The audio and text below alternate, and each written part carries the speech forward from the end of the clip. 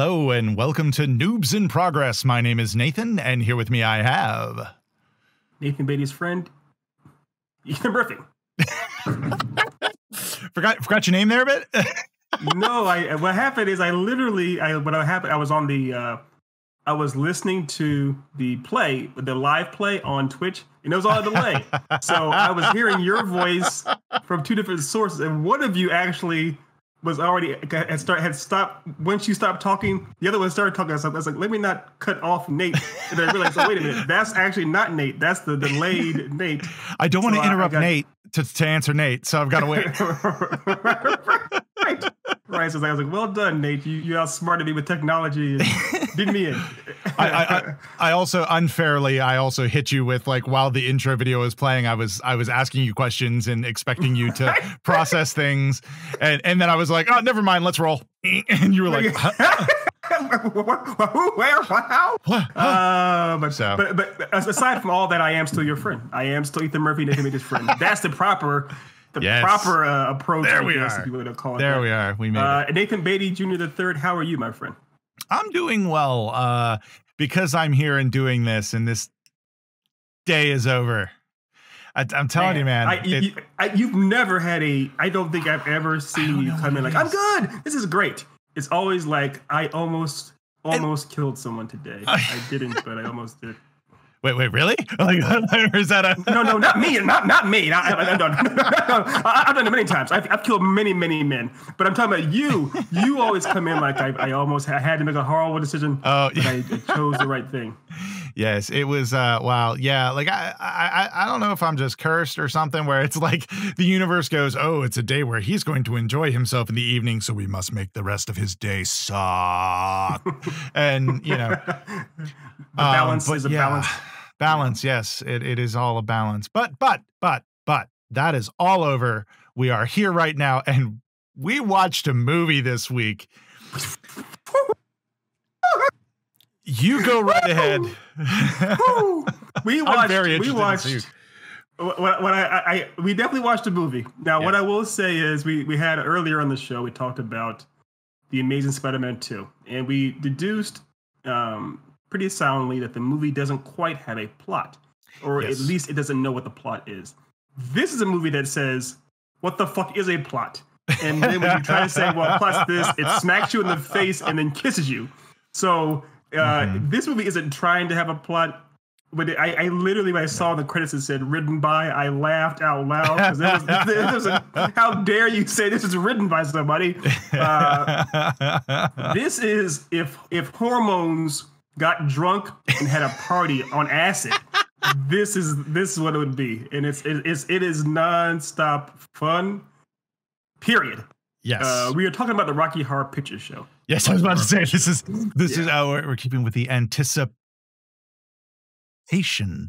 Man, yes. And I popped that pee too loud. I apologize. No. But my laughter, that pee was soft.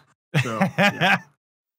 Yes. So your initial thoughts, my friend, and let me tell you, you have me at a slight disadvantage because I venture a guess that you watched this earlier today, maybe yesterday. Yesterday. When did you watch it yesterday? Okay. Yeah.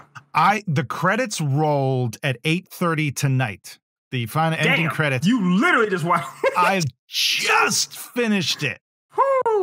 So I'm talk about afterglow. Like I am, which is an appropriate thing for this movie. That's the most appropriate. I did hop on, and what was funny was I usually like to hop on and get just a general like, what is this movie about? What's all this kind of stuff? And I hopped on to IMDb to read some trivia, and I started going through it. And I started going through the trivia, and I was like, oh, I'll just read the trivia before the show. And I got like a couple of pages down, and then I was like, wait, hold on. And I scrolled, and it just kept going. And I was like, holy shit. Yeah. It shouldn't have surprised me. Yeah. But yeah. So what your impression? Your impression, I'm sorry. No worries. I mean, this is an epic cult film. There is no, I posted obviously on our social media that we're watching this film, and the responses we got. So many people. Now, I will be honest, they were mainly from people who are maybe a bit older than us. So they Mhm. saw it when it was kind of either in theaters, it was part or as part of their teen years or what have you. But Mhm. still, not old people, just people that Mhm. maybe a little bit older than us. But Mhm. the response was nonstop, like kind of like overwhelming buzz and joy, and just kind of just Mhm. they just knowing they were watching this movie, they were excited for us Uh-huh. because it clearly made an impact on them.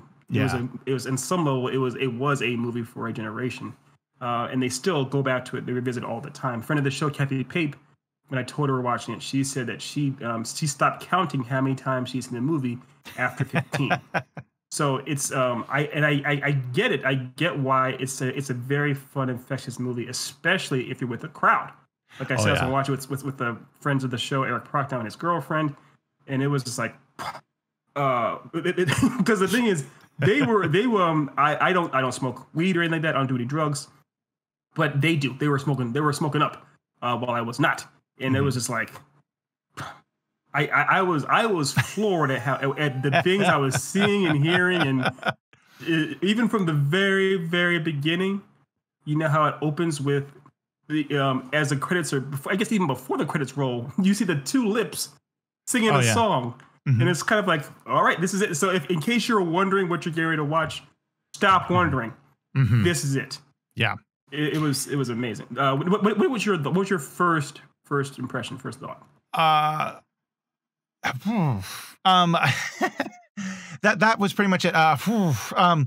It's Yeah, one of the yeah, I it like I completely understand that is yeah. another good It makes um sense. and for people who may be listening or watching the us and haven't seen the movie, like please Mhm. pause this or Yeah, go watch it and then come back, yeah, especially now because yeah. I'm about to read a spoiler here, and that Is there a spoiler spoiler for? I mean, is yeah, I well, guess. yeah, the spoiler is the IMDb description, which is the newly engaged couple have a breakdown in an isolated area and must seek shelter at a bizarre residence of Dr. Frankenfurter.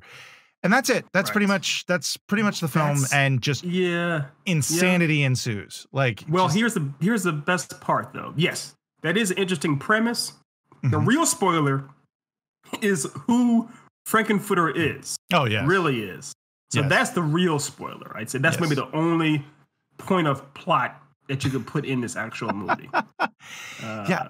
Uh, Um yeah, like Tim Curry, like this is like until like this was Tim Curry's breakout movie role. Like it he, must have been. yeah, it was. Yeah, It it was the was a first thing. movie role he'd ever been in, and he actually What?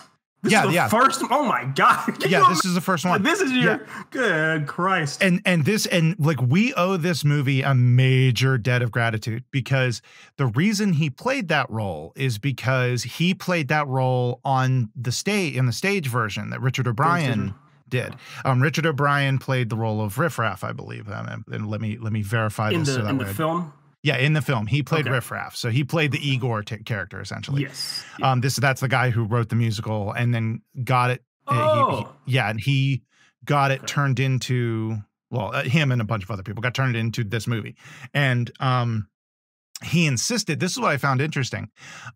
Jim Sharman, who helped write the film version of it and also directed it, he like the production company was like, here is all of the money. What? Go get a cast of Hollywood big names and here you go. Here's a ton of money because we think this will be a fun movie. And Sharman went, or O'Brien apparently and Sharman both basically said, no, we want the original cast. Like we want the original cast. And the production company said, okay, but we can only give you like a fraction of what we were going to give you. Yeah. So they Yeah. accepted a much smaller amount of money to make sure Tim Curry, I think it was Tim Curry, Richard O'Brien, Patricia Quinn and Nell Campbell. I think those were the original roles that Okay. were from the musical version that also played in the movie. Okay. They did have to give up the Susan Sarandon and Barry Bostwick. They weren't in the original cast. So With the people that were, if the people that were in the original cast that played the roles of with Janet and this is Major, something Majors. I know that's what Barry Bostwick's character was. I can't remember his first Oh, name. Brad Majors. But, Yeah. Brad Majors. Brad. Mhm. Did those two not want to be in a movie? Like, why were they not? I don't know. It doesn't say it did. Like, I didn't get to that trivia. I was going through the trivia and I was trying to find, Right. Okay. Apparently, I wouldn't be surprised if it might have been that they couldn't make it work because there were other. Oh, the other one, the other original cast member, the Jonathan Adams, or not Jonathan Adams, might have been Jonathan Adams. I'm not sure, but the criminologist Charles Gray, the guy that the narrator-ish type character, he was in the original cast as well. He was that's amazing. Yeah. His jaw is a work of art. I don't care. Oh yeah, his jaw should have been top billed. Just jaw, just jaw. Yeah, it's amazing. And I wouldn't be surprised if maybe because it might have been a thing where. And this is pure speculation. And if anybody who is watching or listening to this knows, let us know because we'd be interested. Yeah, I wouldn't be surprised if those 4 people who were in the original cast and then made it into the movie were the ones that Richard O'Brien and Jim Sharman really wanted. Because there's a piece of trivia saying that they actually wanted Vincent Price to play the criminologist or the narrator role. Okay. Yeah. So it sounds like they were willing to recast some roles.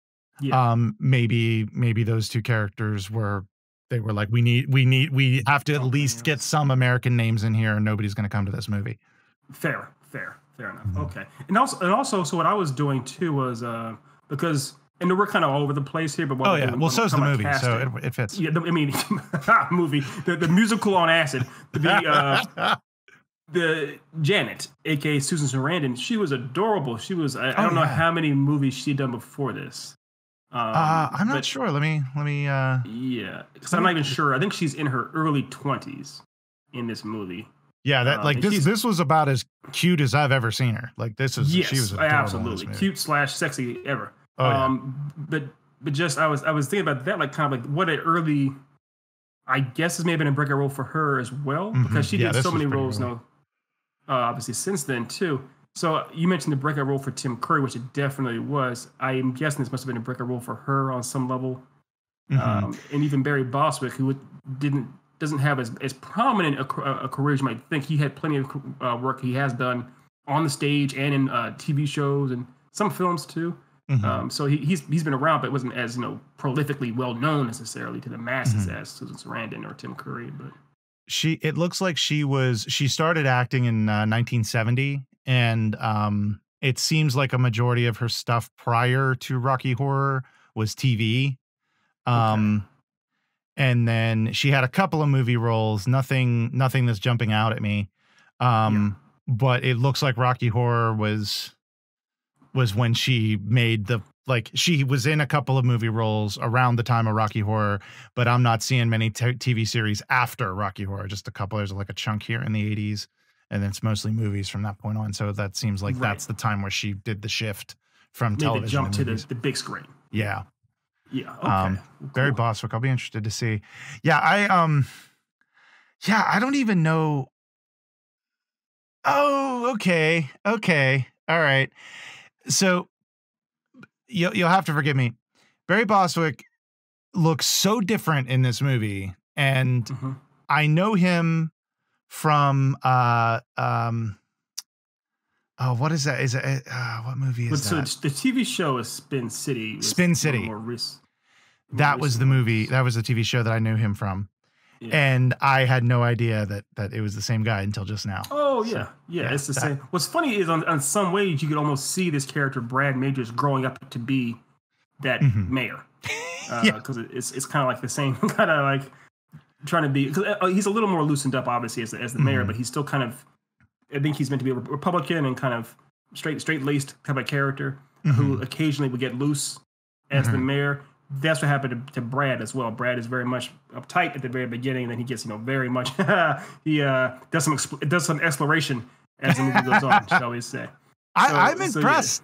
Yeah. I'm impressed. I was watching this whole movie, going, "This was made in the '70s." Yes. Yeah. There's part of it that's like, this was made in the '70s, but the fact that it got as big as it was, I was impressed. I was like, I was too. I think, what year did it come out? Was it 77? 75. 75. Okay. Yeah. So what happened too was, if you notice how the 70s were an era of film where they were typically darker movies. They were not as like, I mean, like Taxi Driver was part of the was one of the norms, or Apocalypse Now or that kind of stuff. Typically they weren't as uplifting or more fun spirited kind of things, and they weren't, as there was a shift towards more liberal storytelling as obviously hippies started becoming more doing more of their own thing, but there were still lots of films that weren't geared towards that. Yeah. Which is why Star Wars did so well in '77, because it was very, very much an uplifting film and people wanted to have their spirits raised. So it seems that this may have been something attuned to Star Wars, and that there was a generation of people out there, younger people, that wanted to kind of sing and dance and be free, be free spirits, and be kind of sexually awakened, and that's why this movie hit so well with them. I'm guessing. I like,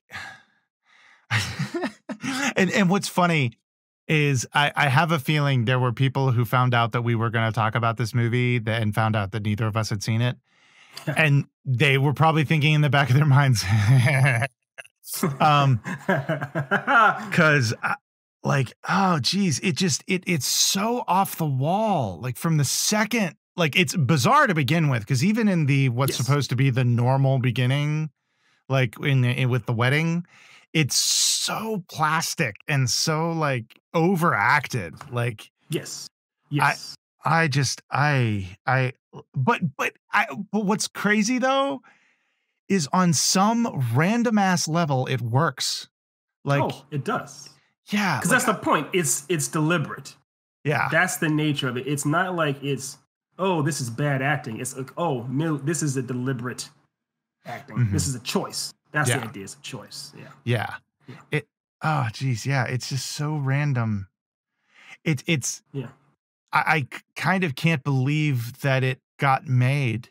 It's just I know. I really can't. I honestly didn't know that it was a stage play before until you just told me just now. And it makes sense that if that, I could see this on the stage where all kinds of, I mean, Cats is a big, huge thing on stage, which makes no sense as a movie, but it works on stage. I could see this on stage very, very well. It could easily play on a stage. Yeah. And if some producers like in the 70s that were doing all kinds of drugs saw this on the stage and say, hey, we'll throw all kinds of money at you to make this, for the screen, that stands to reason. That's reason. And also like I believe I had known it was a stage play beforehand, that it was a musical. And now that I've seen it, I can totally understand that it would work. Like I can totally see this working as a musical on a 100%. Stage completely. Just because like even the movie itself has this, while the sets are varied and very different, right? I can see how it easily could be staged. Like you easily could set up like over here is the lab and over here is the dining room and so on and so forth. Yeah. It's one, and even at best, it's still one location. It's this mansion type of thing. Yeah. So it's so much you could just kind of change the light and say it's a different room. That's all you got to do. It's nothing too complicated. So it makes perfect sense. And I mean, we haven't gotten into the songs. We haven't really touched on anything. So the songs, obviously I mentioned the very first song where it's just a pair of lips. And I'm not sure if your research told you, I meant to look it up. The lips that are singing the very first song, which is crazy. I'm not sure who that actually is. That was the actress who played Magenta, the one who had the Frankenstein's wife hair at the end. That's her. Those are her lips. Because she sang that song in the original stage play, and they wouldn't let her do it, and they had Richard O'Brien sing it. And so, as a compromise, they had her do her lip syncing it as he sang it. Wow, that is bizarre. Okay. Wow. All right. Fair enough. Random, I know, but hey. Random. No, good research too to know that. But yeah, I thought that was a great song. But then immediately the next song that plays is "Damn It, Janet," which is a pretty famous song. I knew that song before I saw this movie just now. But that song is very much something you see being done sung on a stage with kind of a very fun, kind of upbeat kind of thing, almost more akin to Grease or whatnot. And then I believe the next song that plays after that is one of the most famous songs, which is "Time Warp Dance." which is in and of itself it's such a random non sequitur. Even in this movie, it's like I don't know what that means. Yeah. I think it might be tied into the very very end reveal. That might be part of it, but even then, it's still like I don't know if that's time travel. I told you I did read a lot of the trivia before. Now again, this is IMDb trivia, so some of it grain of salt kind of thing. But I do believe this because it makes sense. Sure. Apparently, Time Warp was shoehorned into the stage play because the original stage play was only 40 minutes long, and they needed to get it closer to an hour. So they threw in this song to Jesus and the reason for it in there. And so that way they could get closer to an hour. So. Wow, that is amazing. That is amazing. like I said, I was blown away when I saw that the movie said written by. I was like, the devil you say? Because it's just like, what are you doing? There? So they literally didn't have enough meat on the bones, and they had to come with this. But the thing is, it's funny is how the song is great. It's a great song, even though you don't even know exactly what it means. But I brought it up because the dance they're doing, it's an amazing dance that would work really well on a stage, obviously. And it's also a very famous song. People still, up until last year, I'm in West Hollywood. People were dressed up like because the outfits are very kind of iconic as well. Oh yeah, the people that were at the party in this at Frankenfurter's house mansion for the party. People dress up like that in West Hollywood, and they do the time warp dance. You see people around doing that kind of stuff, like the actual flash mob or whatnot. So it's very, very cool. It lends itself to the stage. Is all I'm saying. It's really interesting. And now I will say, I honestly think Time Warp is the best song in the show. Like I find it interesting. It's catchy. I will admit, and I hope I don't get too much hate for this, but the rest of the music, I was kind of like, it was okay. Like I think it worked within it, but I'm not going to be humming "Damn It, Janet" at any point in it. Like it's silly and it works within the thing, but I wasn't like, I must get the soundtrack. Like I wasn't like that. No, it wasn't nearly as catchy. I mean, now I'm pretty sure you love Meatloaf. You're a huge Meatloaf fan. You always say how much you want to see more Meatloaf groping on top of women. When he busted out on his Harley or whatever that crotch rocket was, I was like, you got to be shitting me. Because you mentioned you dropped it last week. You said when we did the pre-show, you said you mentioned Meatloaf. I was like, Meatloaf, is he in this one? No. Yeah, I thought you knew. I thought it was. Yeah, I'm sorry. I did not know, and I somehow missed it in the opening credits that it said Meatloaf also. Yeah. So when he popped out on his Harley, I said, I owe Nate a Coke. I owe Nate a big ass Coke. He doesn't last very long. I remember I had it was a friend of a friend. I was going on a trip with this group of friends, and one of the guys apparently he played the Meatloaf character, the Eddie in the biker in the shadow play, like the shadow plays that they would do at the theaters in Pittsburgh, and he played Eddie for like 4 or 5 years, nice. which I thought was interesting. But yeah. And if I'm mistaken, isn't Eddie like the only character that dies? Really? Yeah. Oh yeah. Yeah. Well, dies, spoilers. Frankenfurter. Frankenfurter. That's right. Yeah. The 3 at the end. 3 of them died at the end. Because aliens. Because aliens. I was like, what?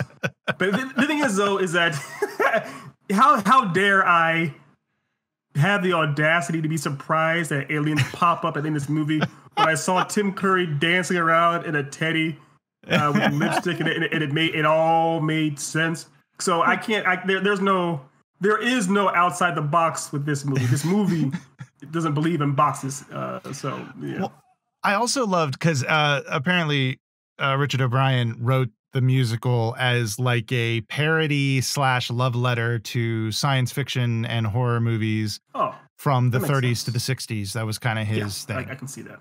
And it makes sense. And once you know, like, that's why like the whole RKO radio tower and everything. Yeah, I thought that was a really cool nod. Yeah. And even Rocky climbing up, like that. Like I thought those were neat little nods. But the way the monitors also look, that they're looking out through, like for example, to see the front door, who's there, and everything else. Those monitors also look very much like the old school sci-fi type of screens and stuff too. And it was just so interesting to me how how I think that's what makes it work. Actually, I think it's because there's this parody level. There's these little things that are familiar that you can catch, and I loved how he took the trope that we've really leaned into in horror and thriller films since then, which is the don't go in there, don't do that thing. Like I don't know. I honestly don't know. I don't think that trope was as prevalent prior to this movie, but this movie took it to 11 because the whole goddamn time, from the moment they get into the house till like even to the point where they're randomly sitting down to dinner in the middle of the fucking night. Yes. I'm sitting there thinking I'd have noped the fuck out of there from like point one. I was with Janet. I was like, Janet, smart. Get the fuck out of there. Because you're absolutely right. There is no reason, because even before then, when they're driving randomly at night and they see the bikers go in the opposite direction, it's like, well, there's a bunch of bikers. Then they see the dead end sign, and then they hit they get a flat tire. It's like all these things are done in horror movies so much now. It's like, oh, it's so tropey. But in 75, I can't imagine they had been done that much. Yeah. Really. Where a couple of random motorists break down and have to go to a house, that wasn't probably done that much. Mm-hmm. So it's you're right. It probably was, it kind of, ironically enough, it's established as it was kind of lampooning other tropes. Mm-hmm. It really leaned into establishing one as well. Yeah. And like the fact that Brad is like, oh, we just need to get his phone. It's fine. Everything's fine. And I'm like, yes. No, it's not. Like I right. Darkness, woods, and rain better than what's happening in this place right now. Yes, and you see him. You see Riff Raff. His name is Riff Raff, but he looks just like Igor. He's not. There's no reality in which he looks like a welcoming sword. It's like, nope. Okay, exactly. I'm good. I'm out. I'm out. Bye. Yeah, exactly. Goodbye. If he goes like you must come in. No, I must not. I will just stay out here. I'm good. How long is your cord to your phone? It's not that long. It's okay. I'll try next door. I also love how in the they get the flat tire and they're like, oh no, what are we going to do? Hey, I saw a castle a little way back. Right. Like I don't think they explicitly. Oh yes, no. It is set in America. It was filmed in England, but it was set in America. Yes, we have castles everywhere here in the United States. I don't. Do we have any castles? Castles in America. We have like a handful. I know we have like the Hearst Castle. We have we have Hearst Castle. I think there's one in Central Park. We have the Biltmore Estate. Those guys, but those aren't like, oh, I passed that. It's like, no, there's no castle. It's just stand out. And also, it's not like a regular castle because it has that big alien glass dome. Yeah. It's like, they should have been a little like, this is weird. They never seemed, they seemed unfazed, or at least Brad, by the way, real quick tangent, looks exactly like Andy Davis, aka Andy Dufresne. The whole time I was like, "This is fucking Andy. What's going on here? We're looking right at Andy." Okay, Andy, I'm sending him a text saying you said he looks like Barry Bostwick. Not Barry Bostwick, but Brad Majors. Tell me it's Brad Majors. I don't know if that's better or worse, but tell him that. But it's just like how I love the idea of the holier than thou, more righteous than thou. Mansplaining to Janet. No, come on, let's go in here into this house. When she's like, "Listen, this is creepy. We need to leave." And he's like, "No, this is fine." To the point even where they're undressing them, where the hordes of people are stripping them down to their nethers, and he's still like, "Oh no, this is fine. Just play along, Janet." It's like, what? And then he gets her name wrong. He calls her Janet like Smith or whatever, and she's like, "It's Morris," whatever she says. It's like, damn, dude, this is your fiance. You don't know her last name. Yeah, exactly. It was, and also the part at the beginning when like it's obvious that like, oh, she caught the bouquet, which means that they're next to get married. That whole bit, and like the whole like, "Damn it, Janet." It's the song "Damn It, Janet," and And he looks so like, this is the last thing in the world I Yeah. want to do. Yes. Yes. But I'm singing a song to you that let's get married. It was like, there had to be a comment there on something. Yeah, there's definitely something there. Yeah. 100%. And even at the point where she, of course, is trying to kiss him throughout the song, he keeps going away or doing something else. I think now I can't attest to this. You may know this in your notes, in your trivia. Obviously there's a part where Tim Curry or Frankenfooter sneaks into their beds at night, and he sneaks into Brad's bed, and the two of them get it on, what have you. And it seemed like he was only opposing it for a little while. So yes, it's almost like they're trying to say, yeah, he may not be as partial to Janet, or at least not exclusively as he tried to let on or whatnot. There was a reason he wasn't opposed to staying in the house, in the castle, my pardon, the castle so much to begin with. So. Well, yeah, like I think that actually is the bit that I'm most impressed with, because yes, it was the 70s. Yes, the 70s was very, like it was really like riffing off the, like, let's see what we can get away with kind of thing. Right. But there still was this, like, there's a line you kind of don't cross, and this movie straight up crossed it. It just was like 100% danced on it, did the time warp, and then leaped over it. Yes, like to the point, even showing Brad smoking a cigarette when Janet sees the shot and you see Frankenfooter laying there and him smoking a cigarette. There is no question that they enjoyed each other. Right. Exactly. Yeah. It's meant to be, in case you were curious as to when that happened, here's definitive evidence. Here's the actor. Yeah. Because back then there was somebody smoking a cigarette on the edge of the bed where somebody else is laying there. They just bumped uglies. And that kind of surprised me, because I was like, wow, this is 1975. That's impressive, that they because I mean, it's at least a gay interaction. I don't know what the gay movement was like back then, how far I come in the 75. So yeah, it seems somewhat progressive. Progressive. Yeah, it definitely, like the fact that there never was a point, in my opinion. Now I could be wrong, and I am saying this as a straight white dude, so my viewpoint is vastly different than than a lot of other people's. But it didn't seem like there was any point where they were making fun of homosexuality or transsexuality, or maybe a little bit with the transsexuality and Frankenfooter being so out there. But even then, I just didn't. It didn't feel like they were being shitty to those populations.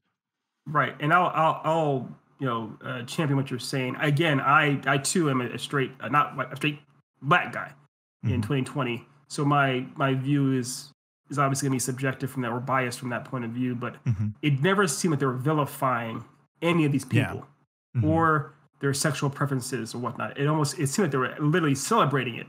That was the whole idea. It was meant to be a kind of again getting to kind of the hippie ideals, where it was a revolution of a sexual liberation, so to speak. Yeah. So see, from that perspective, that's what I mean. Like Tim Curry's character clearly wasn't the villain. He's more or less, if Brad and Janet were meant to be, I guess, kind of the protagonist, quote unquote, he still isn't the villain. He's not against them. He's not trying to harm them like that. He's just another character in the story. And he's definitely the best character in the story, in my opinion. He was a very enjoyable character. I enjoyed him start to finish. So yeah, I'm with you on that. Yeah, I think technically, like if you were like breaking the story down, like technically he's supposed to play the role of the antagonist, but really, to be honest, I don't feel like, he kills Eddie and that's not great, but that's one interesting thing. The reason that the aliens pop him at the end isn't because he's gay or because he's transsexual or pansexual or what have you. It's because he killed Eddie. Like that's really the reason. And he failed at his mission, whatever his mission was. They which really, they don't say what his mission was. Yeah. And also I felt like they were the villains. It's obviously revealed that Riff Raff and then Magenta are actually aliens, or I guess also Tim Curry's an alien too. But that it seemed like they were the bad guys. We were on some level we were cheering so much for Tim Curry, and also Janet and Brad were they were. There's a part where they're all in the pool together. They seem happy. So these aliens that are coming to invade them are disturbing our characters, the characters we are endeared to now. Mm-hmm. They were the villains. That's how I saw it. But. Yeah, I think that's an interesting way interesting way to view it, I think that's kind of maybe the way they meant. Like I'm sure there's literature on it because there's. I can't imagine how much there is. Yeah, but like it just the fact that when they were attacked, like when the aliens were attacking Frankenfooter and they kill him and everything. Like I found myself feeling bad, like no, of course, like don't do that. And they even set it up and had it like, he killed Eddie, but Eddie was a deadbeat anyway. You don't really like Eddie. That's the thing. You never really like Eddie. That's the thing. You never are on board with him. Yeah. It's a weird. He is murdering. That's fair. He is murdering Meatloaf. I get you. Yes. But it's a different kind of feeling you get, even with like something like, and obviously Breaking Bad. You and I both love Breaking Bad. When Walt is doing his evil stuff, you're never like, oh, but I understand where Walt's coming from. I support Walt. You're like, no, Walt's a bad guy. Walt is a bad guy. And when Walt dies, you may have mixed feelings, but ultimately you're like, yeah, he had to go. He was the villain in this story. He admits it himself. He's the villain in the story, essentially. You feel good for Jesse escaping, but you do see Walt as more as the bad guy. With this, I was at the part where Tim Curry is hallucinating and he sees the whole audience kind of cheering him on as he's leaving. I was happy for him. Yeah. I was happy for him. I wouldn't have been happy for Walt if he had like hallucinated and seen an audience cheering for him as he makes meth, killing people. And no. So. Yeah, that was interesting too. Like the way they did that piece, I was like, oh, this is fun. And then to find out like, oh no, he's dying now. Yeah, his brain is gone. Yeah, that was this movie was a trip, man. Like yes. Huh. You need to put that on. So much merchandise. Yeah, this movie was a trip, man, because it's the truest thing you've ever said on this podcast. Yeah, this movie was a trip. I honestly didn't know where it was going to go next. Like it was very like every scene to scene. It was just like, okay. Their science teacher is here now. Okay. Yeah, the science teacher in the wheelchair. Yeah. Who also had the lederhosens, the stockings. I was like, what? Yeah. Yeah. It was all fun on somehow. I don't know how, but it was. That's the crazy thing. That was the crazy thing about this movie was that it by all accounts it shouldn't have worked. And I agree.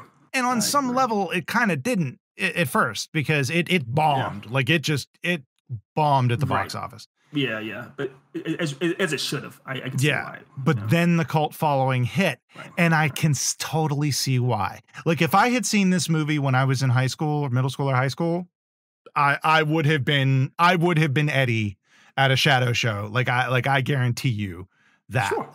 And hell, I might have been Frankenfooter up there in lingerie. Why not? Why not?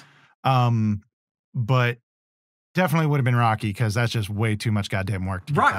Jesus. So Rocky, that guy, I was like, good grief. Because I obviously we're living in a pandemic. I haven't been to the gym. Nate knows I used to love to go to the gym as much as I could, but I haven't been to the gym since March. And when I saw Rocky, I was like, man, I felt so bad.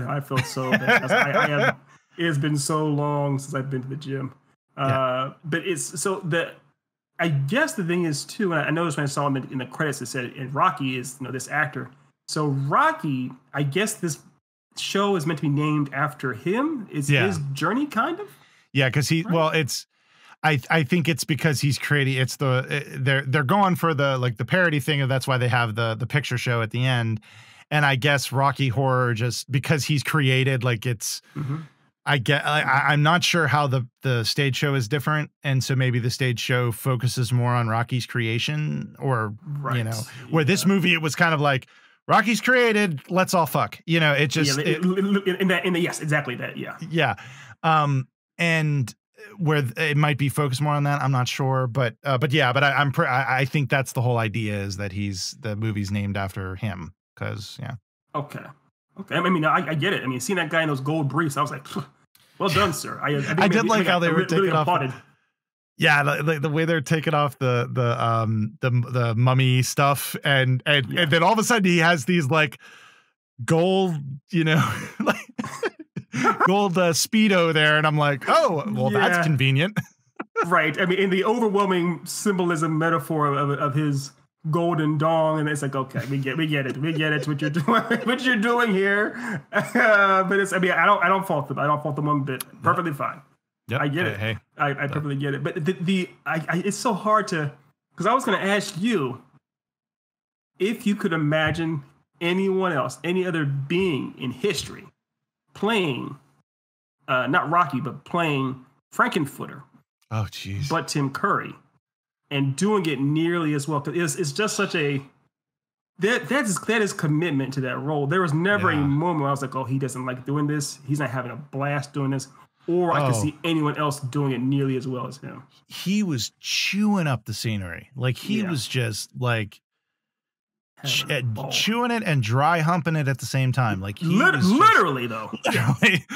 I honestly can't think of anybody on that level who could do it. No, because so this is something that's come up before in other podcasts, one of the branches of our podcast. We're huge Mark Hamill fans.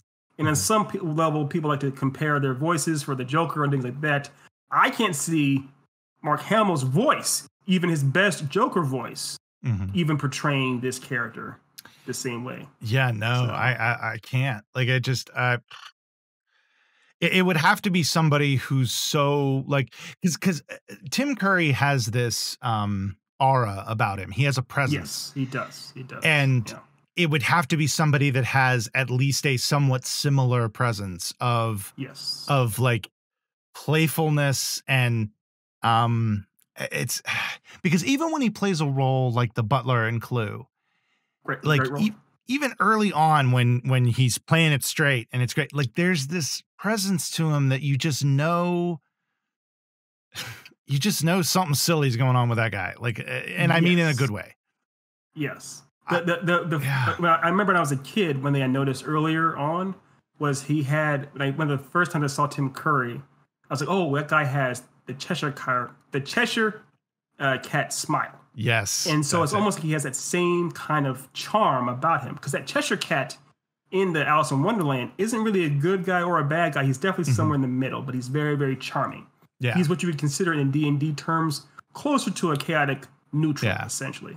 And that's what Tim Curry, his roles tend to be as well. Almost he has a kind of aura about him of kind of just a chaotic neutral. He's having fun being chaos incarnate, which is why I can understand why they wanted to make him the Joker. He's just chaos incarnate too.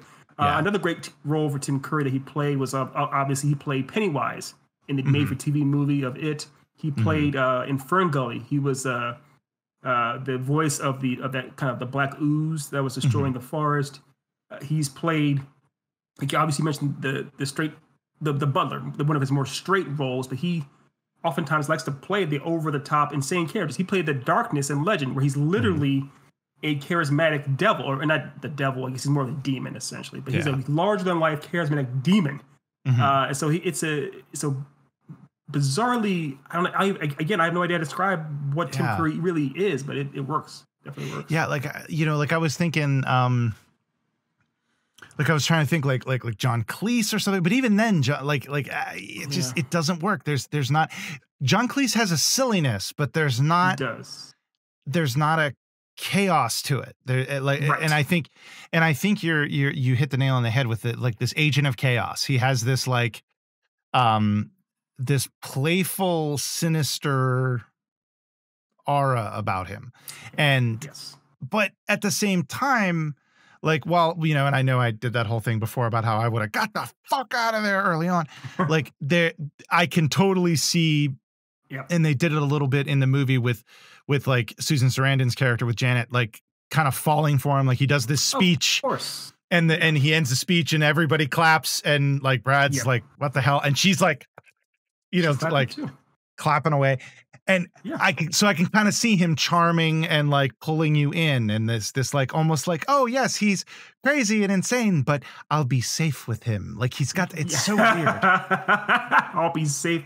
No, I know what you're saying though. There's a on screen. There's a definite it factor, and he has that charm. There's no. Yeah. It is what it is. I guess it is what it is. So it is. So with that, we can go ahead and get into our question. I mean, Yes. perfectly titled this time is the post-coital questionnaire, because that was. Where are my cigarettes? yeah. I think Andy Dufresne, aka Barry Bostic, has it. Excuse me. All right. So, question number 1 is a big one, my friend. Did it live up to your expectations, or did it fall short? It definitely lived up to my expectations. Same. I was worried it would. I was worried that I would watch it and be like, oh God. But and I'll admit there were most points in the movie that I was like, what is happening? Yes. But there were, of course. But as a full package at the end, I was like, no, I had fun. That was fun. Yes. So yeah. Yeah, it was. Yeah, especially for a movie that's was made in 75, 80 minutes, 84 minutes, I think it was. It's like, it was a romp. It was a definite romp. And it held up too, which kind of surprised me. I expected it not to hold up, but it held up. So I agree. I wholeheartedly agree. Did you see what you were hoping to see? And the answer for you is yes, because you saw Rocky in his golden shorts. I thought it was Tim Curry in lingerie. Yes, I was. Yes, I saw what I was hoping to see, which was a fun ride, and that's that's what I saw. It was. And you mentioned that Tim Curry in his lingerie and those heels. He. I'm sure there are outtakes where he may have fallen in those stilettos or whatnot, but he was all over the place in those stilettos, and he was graceful. Oh yeah, he was genuinely graceful in those stilettos. I was like, wow, that is impressive work, sir. Yeah, that man has very strong ankle muscles. Let me tell you. Clearly, Holy shit. Clearly, yeah, absolutely. So yeah, I saw what I wanted to see too. I mean, mainly what I wanted to see was just, I was curious as to how the entrance of Tim Curry would be, and they did it right. He wasn't, because the time warp dance comes up, but Tim Curry isn't in the time warp dance at all. He's not there for that one. He comes in afterward. He actually gets a nice little entrance, and I was like, that's cool. I feel like Tim Curry deserves to have the spotlight on him for a moment at first introduction, and it was a good introduction. What were you afraid you were going to see? I was afraid that I was going to see something that it passed me by and it was too late for me to get. You know what I mean? I was worried that I was going to watch this and go, why do people like this? This is, I was afraid I was going to have a little bit of old man syndrome with it. Yes. But I didn't. I was like, you know what? I totally get it. And I would have been totally on that train. I am old now, and there's no way I'm going to go get up on stage and do the time warp because I might throw a hip out. But, No, it's I would be overwhelmingly amazed if you didn't throw both hips out during the time warp dance. Yeah, There's several lyrics specifically say they mention your hips and how in danger they are during the dance. So yeah, but I'm right there with you. I was afraid it would feel dated or something, or that I wouldn't. It may hit a lull, or wouldn't be able to relate enough to the time period or whatnot. None of that matters, because it's almost somewhat deliberately anachronistic. Like, we're talking about how it seems so progressive for 75. It still seems progressive, or ahead of the curve now. Yes, we're talking about trans and how it's just, these things aren't. They're definitely not, from our perspective. They are not trying to condemn any proclivity, sexual preference, or tendencies you might have. They're kind of celebrating everything, and they're doing it in almost a non-invasive way too. Even with Brad and Janet, they weren't like trying to say, "You squares, how dare you be, straight-laced? How dare you be, so conservative?" They were just saying, "We're having a party here. You're welcome to join us." That's it. So yeah, let's corrupt you. And yes, to the chat, yes, it's not our hips, it's our knees. Yes,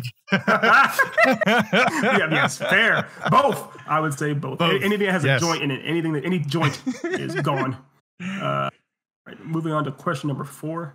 Uh-huh. Do you wish you had seen it sooner, or are you glad that you hadn't? I wish I had. I wish I had caught it Yeah, when I was younger. You know, I do think I too. would have.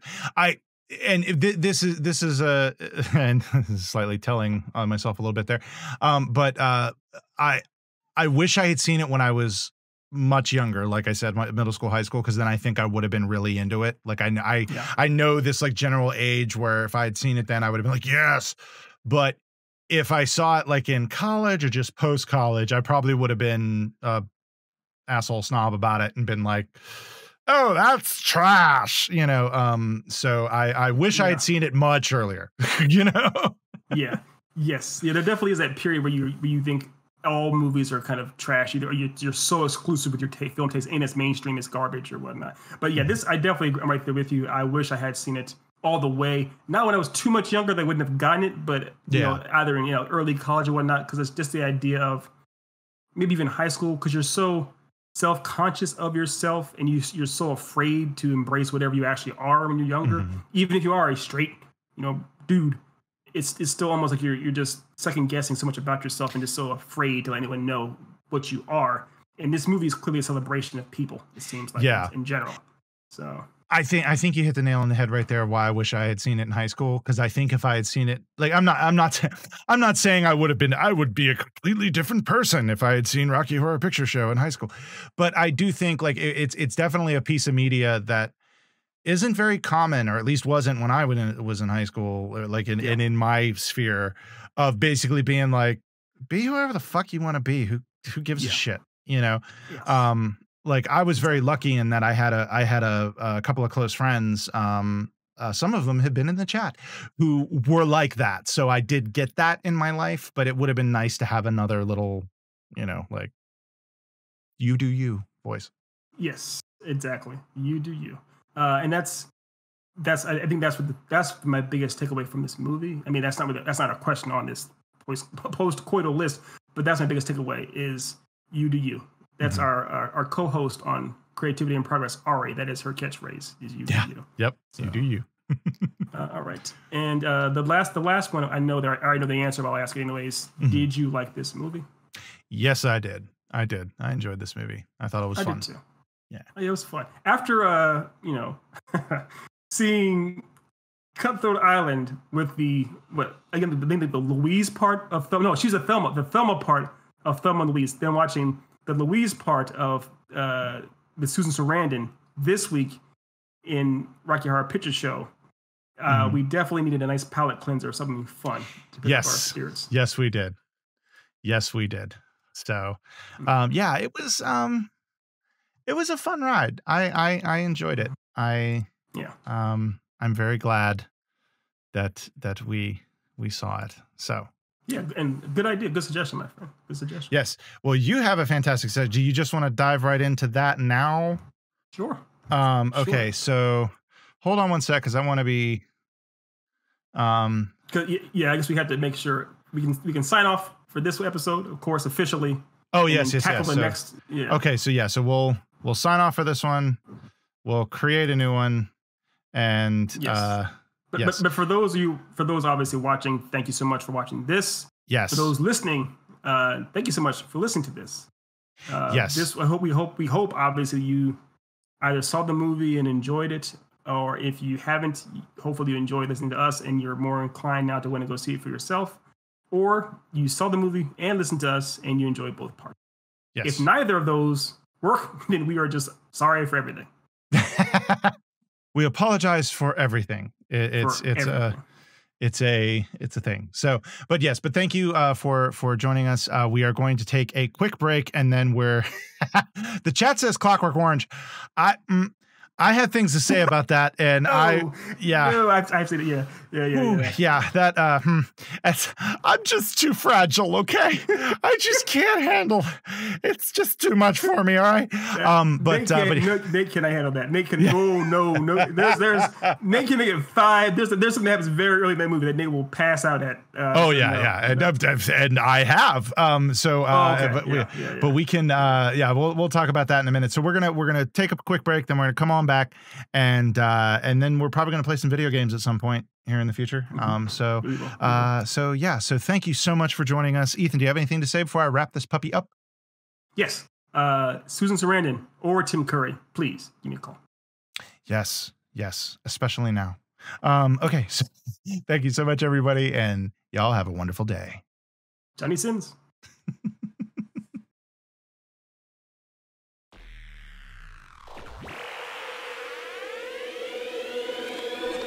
At Geek Insider, we foster relationships with those in the geek sphere so we can give our audience the insider view of entertainment, tech, and more.